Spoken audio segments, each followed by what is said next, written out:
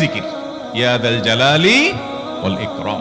নবী করিম সাল্লাল্লাহু আলাইহি সাল্লাম বলেছেন, আলিজু বিয়া যাল জালালি ওয়াল ইকরাম, তোমরা ইয়া যাল জালালি ওয়াল ইকরাম এটাকে আঁকড়ে ধরো, এটাকে নিয়মিত করো, বেশি বেশি করে বলতে থাকো এটাকে সব সময় এটাকে মুদাওয়ামাতের সাথে কন্টিনিউয়াসলি এটা বলতে থাকো, ইয়া যাল জালালি ওয়াল ইকরাম।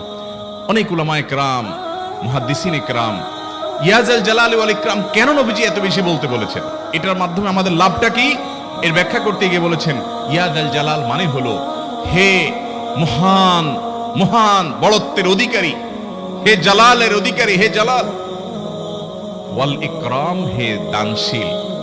তাহলে প্রথম বাক্যে আল্লাহর বড়ত্বের কথা স্বীকৃতি দিয়ে প্রশংসা করা হয়, আর দ্বিতীয় বাক্যে হে দানশীল বলে আল্লাহ তাআলার কাছ থেকে চাওয়া হয় যে আপনি যেহেতু দানশীল এবং আপনি যদি মহান, অতএব আপনি আমাকে দান করেন। এটা ডাকলেই, আল্লাহকে এই বলে ডাকলেই চাওয়া হয়ে যায়। এই জন্য বেশি বেশি করে ইয়া যাল জালালি ওয়াল ইকরাম পড়তে হবে। অনেকে হয়তো নতুন শুনেছেন, আজকে থেকে শুরু করে দিবেন ইয়া যাল জালালি, সকাল বিকাল মনে থাকে না তো লিখে লিখে ওয়ালে টাঙ্গায়া দেন, বাসা বাড়িতে এমন জায়গায় লিখে রাখেন তাকাইলে নজরে পড়ে, কারণ মোবাইলে আমাদেরকে সবকিছু ভুলায় দেয়, দুনিয়ার ব্যস্ততা সব ভুলায় দেয়। এই জন্য বেশি বেশি ইয়া যাল জালালি ওয়াল ইকরাম পড়বো। তিনটা